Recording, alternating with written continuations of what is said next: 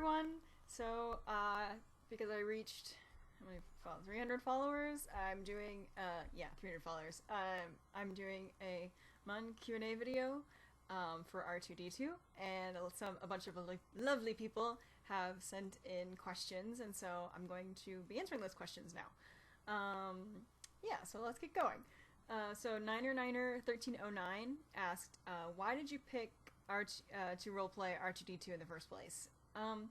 Well, I mean, I don't want to say because I thought it'd be easy, but that's kind of the initial reason. I mean, I thought his character's interesting, of course, but the reason I was like more willing to go into roleplaying R2D2 was because I felt like it would be, a lot. I wouldn't have to worry so much about the length of replies because he has obviously limited vocabulary. He can only do so much in terms of movement and character motivation. I knew I'd be able to limit myself and not get overwhelmed with a massive multiverse character to roleplay when it's just R2D2. He's a droid. He's in Star Wars. That's what he is. And because I have another muse that I roleplay, and he's just everywhere. So I knew that having R2 would be a much more limited character. So that was something that I was really looking forward to. And so that was that. I just thought his character was interesting, and I have a couple other questions that further elaborate into that issue. So I'll finish answering your question in a minute. All right. Vader, Lord of the Sith, with an X, so it's like Vishder, Lord of the Sith, asked, with medical school, what was the hardest class you have taken so far, and did you enjoy the challenge? The interesting thing about medical school is that your subjects are divided more along lines of the systems of the body, so like you don't have, you do have like an anatomy subject and a biochemistry subject, but you also have more of a focused cardio system section, and you have a respiratory system section.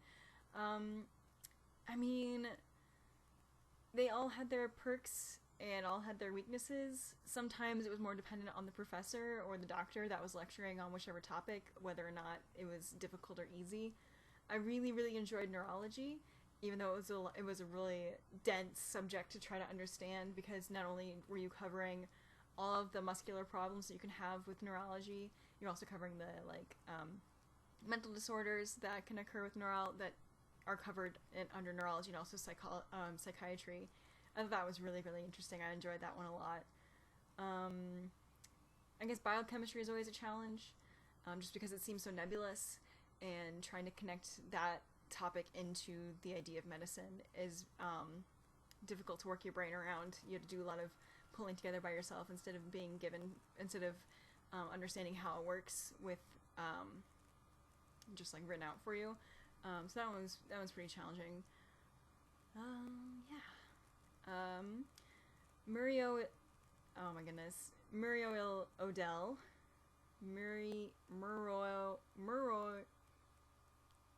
I don't actually know how to pronounce the URL, asked, are you excited about the new movie? Yes. I don't want to be excited because I don't want to be let down. I'm so concerned that it'll be like Phantom Menace all over again. And I'm just worried that'll be a thing, but I'm also super excited. It looks so pretty. Like, the trailers are so pretty. And I love the new cast. I'm so excited about the new cast, and like how they're trying to be more diverse in terms of like the casting, and they all just look so precious and sweet, and I'm so excited. I don't want to be, but I am. So, yes. Oh, okay. Asajj Viventris asked, what was my favorite aspect of R2 to write? So yeah, this is kind of tying back to Niner's question. I like his sass. He's a very sassy character, and he is not afraid to speak his mind. Even though very few people can actually understand it, he does not lay down and take comments from other characters. And you only kind of get that when he's interacting with like Anakin and Luke and C-3PO, the characters that can like really understand him and have a conversation. But it's certainly there, and that's a lot of fun to let the world see now because I'm translating for him. So that's a lot of fun. I also enjoy the challenge of translating human emotions and processes into Artoooie's processes, because he's a robot. He is a logical thinking machine.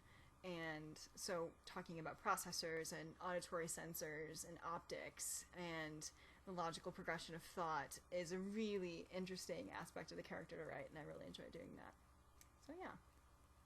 Okay, Red Lip Carter said, "Hey there, I'm thinking about starting a BB-8 blog, but I wanted to know if you had any tips of writing a character that doesn't talk." They actually sent me this question just as another, like as a freebie question, and I decided to, and I asked them permission if I could answer it here, and they gave me permission to, so I'm going to answer it here. A big thing about writing characters that don't talk is you still need to communicate in some way. And because I don't talk, I rely a lot on nonverbal communication, obviously. I know there's a couple lists running around Tumblr. I'll try to maybe reblog a couple after I'm done with this video, talking about nonverbal communication and how you can show emotion, like on faces, how people stand, how people, what their eyes are doing, based on what their emotions are doing. I think those are really, really good to read over, even though you can't directly translate them into writing a droid, specifically like a droid like R2 or even BB, where they're not human in form. You can still get an idea of how people will respond to different situations just visually. And so you take those visual aspects of how different characters react to things in their facial expression, and then you need to translate that into how a droid would react.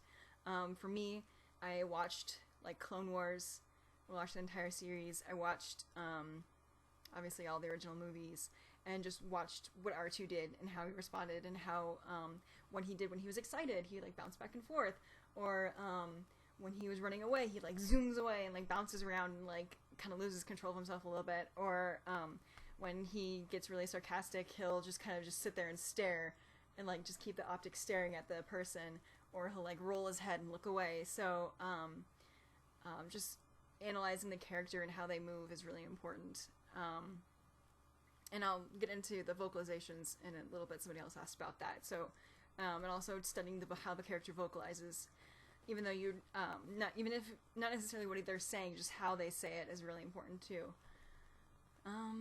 Yeah, so that's that. I hope that helped. If you have any other questions, feel free to ask me, because I can answer that. Alright, and then Knobik sent me a whole slew of questions, and I'll go through those really quickly right now. So, how do you write R2 sounds? And then the next question is kind of lumped together. Do you just randomly write beeping sounds that could possibly sound like what he's trying to say, or do you have an elaborate method? So actually developing the way R2 spoke was one of the last things I did, just in terms of like preparing the blog and pulling everything together. I found a YouTube clip of all of R2 sounds, and I wrote down like phonetically how I thought they would be written, just to get like a general scheme of how I wanted the words to appear. I tried to steer away from just writing beep and boop, just because those are so typical, and I felt like as a reader, they'd make the reader lazy, and they wouldn't be forcing them to hear R2 sounds if I wrote just the generic beep and booping sounds.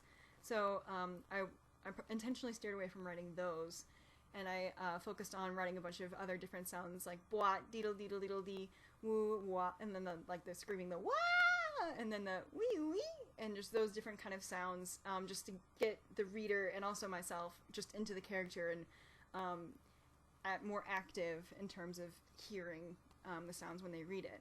I also, there's a little bit of a scheme in terms of how I portray certain emotions, in terms of like what noises R2 is making. So the bwat boo boo is the disparaging, disagreeing sound, or like the wee wee is the questioning sound. There's the wah, which is the yelling, the running away sound. And there's a couple other ones that are just more generic, and just him talking, the bee bee bee, or do do do do do do do do do do do do, or the bee bee bee bee bee bee bee, or like just the him talking or processing noises. And then he also just does a lot of oohing and ohing.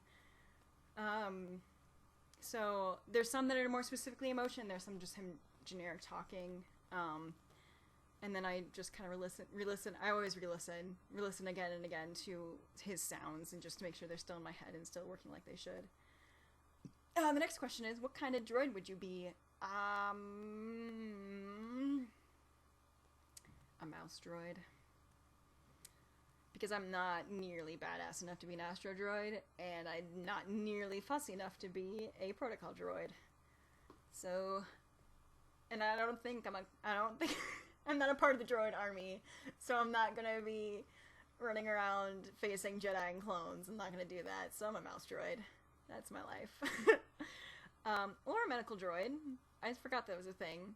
Mice droid are cute, though. Mice droids, they're cute, though, so I'll be a mouse droid. Thoughts on R2 and T in The Force Awakens? I'm so excited to see him. I'm so excited. I don't want to guess what he's gonna do. I'm gonna stab a guess and say he's probably with Luke. Just because we saw the clip of Luke putting his hand on R2. But I don't know. I'm sure he and C-3PO are getting in trouble somewhere, and most likely R2 is saving C-3PO's butt. But I don't know. I'm trying really hard not to make any guesses about the movie because I want to be surprised, and I don't want to be let down if something I headcanon to be true is not true. So I'm just let things happen. I'm excited though. Next question: in what way do you think R2-D2 and C-3PO influence the entire storyline? Well, I mean, there's that headcanon / real life canon that George Lucas said that R2-D2, the entire Star Wars series, is actually R2-D2 telling some other outside observer what happened, and so it's actually the entire story is from R2-D2's perspective.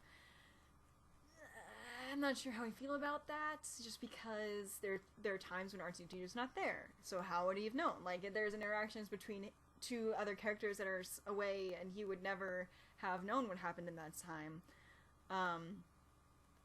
So I don't think that's quite true. I mean, this idea has been around for a long time. I guess when the man who played, or who's in the suit for R2 was hired on as a character to play the role of R2, Lucas actually said that R2 is like the narrator, especially of A New Hope. He is the narrator of the story, and he's the one. He is the character from whose perspective we're seeing everything, which actually is kind of the case. That's a little more apparent, I think, in that movie at least, than some of the other ones. So this idea of R2 as a narrator has been around for a really long time. I mean, and definitely you can see. So there's that idea. He does have, I think he and C-3PO, getting back to the question, he and C-3PO definitely influenced the storyline. Just in terms of, like, if R2 hadn't fixed the ship back in Phantom Menace, Padme would have been captured, and she never would have met Anakin, and, like, we would have, and the Jedi, and, like, Obi-Wan and Qui-Gon would have been killed earlier. It's just, like, you can see all these major events kind of track just because of those two, just because R2-D2 and C-3PO are present. So I think they do have an influence on the storyline subtly. They're not obviously not movers and shakers, but they kind of just are subtly there and just helping things on the course through the different movies. There is a comical aspect. There's a part 2 of the question that I forgot to read. Are they just there for the comical aspect and could be replaced? I don't want them to be replaced. I like R2 being there. I think they definitely serve a purpose in their own subtle way. I think it's notable to point out that R2 is there for all the big moments of the Star Wars saga. And especially like in Clone Wars, you can see the big moments in the Clone Wars. He's there. When things are less important, he's not there. You pretty much know when R2 is present that something big's going down, and he's there to see it. So, and they definitely, I mean, R2 and C-3PO definitely have their comic moments, and just like their little droid adventures that they go on, but I think they also are an important lens through which we can look at the Star Wars saga. So, and that's interesting to me to write as well. R2's thoughts on Jar Jar Binks. Who is his favorite? Oh, and then sorry, that's a different question. R2's thoughts. Let's see. I mean, this is a little bit biased from my point of view of Jar Jar Binks. I see what Lucas was trying to do with him as a character, maybe, sort of. And I actually think that Jar Jar is a almost palpable character in Clone Wars. Like, he is definitely like the sage idiot, and that he is actually really clever, but he also has moments when he is just a moron, and it's kind of a toss-up of like, is he actually an idiot? Is he actually a genius? You don't know. And I kind of get that from Clone Wars, but the movie, I'm just like, oh, it's so racist. Stop. It's so racist. So it's like, But from R2, I think R2, backtracking, R2, I think, thinks that Jar Jar does have his merits. He's an important person in his culture. R2 can understand that just from a logical standpoint. He's important just from his position in the council and his position as an advisor with Padme. He's a good person, which I think R2 knows, can tell, realize. I don't think he particularly likes to be around Jar Jar Binks, just because R2-D2 is very practical, and whenever Jar Jar Binks is around, things tend to get crazy, and he's like, no, R2's like, no, that's not how things work. You need to stop doing that. But he doesn't normally interact with Jar Jar Binks anyways, because Jar Jar is with the Senate, so 3PO is more of the character that interacts with Jar Jar, so neutral feelings mostly. Okay, and then R2's favorite person. This is really hard because he's super devoted to his master. I mean, C-3PO is like bros for life. I think in a way C-3PO is almost like a brother to R2-D2. Like, there's definitely times where R2 gets super annoyed by C-3PO and just how fussy the droid is.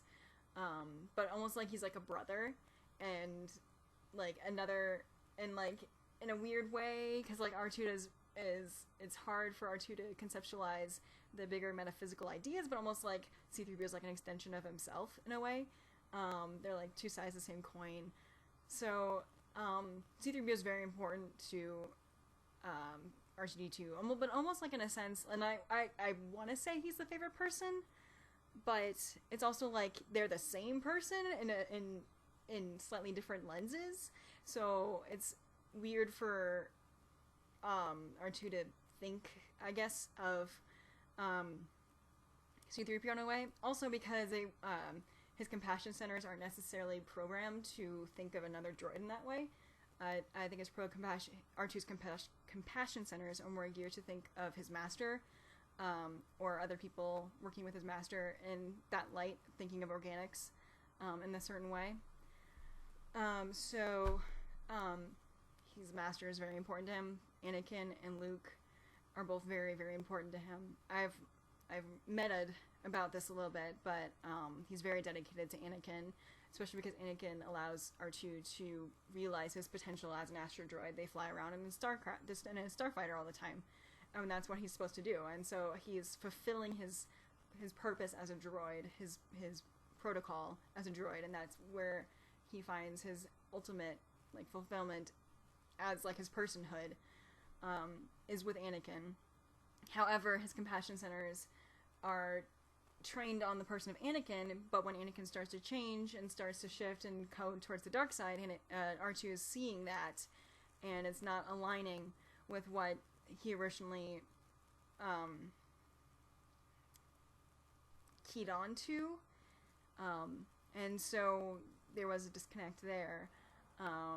And then with his time in the Senate with first Bail Organa and then Leia Organa, he still quite wasn't fulfilling his purpose. And then taken up by Luke again, where then he was flying around in the galaxy. That was what he was supposed to do. He really, really enjoyed it. He loved the time where he got to be with Luke and one-on-one with Luke. That was really, really excellent for him. Ahsoka and Captain Rex are both very important to him just because they spend a lot of time together. And because Anakin feels protective of Ahsoka, R2 feels the same way. So he very much watches over her, just make sure she's not making any mistakes and getting into trouble.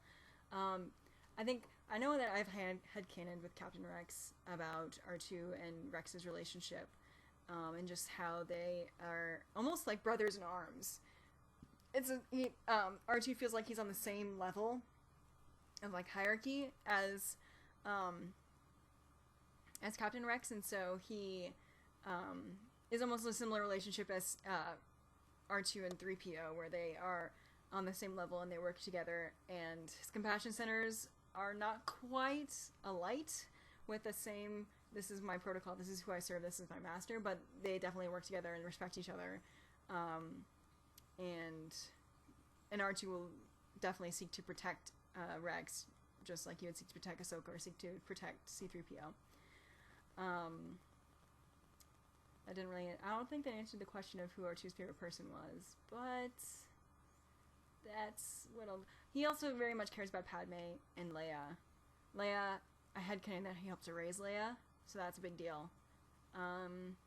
Yeah, so very protective of Leia. He's upset that he's not able to fly around as much with Leia, but he's also a little bit like Leia's nurse, or like nanny. Same thing with 3PO. So he cares a lot about her too.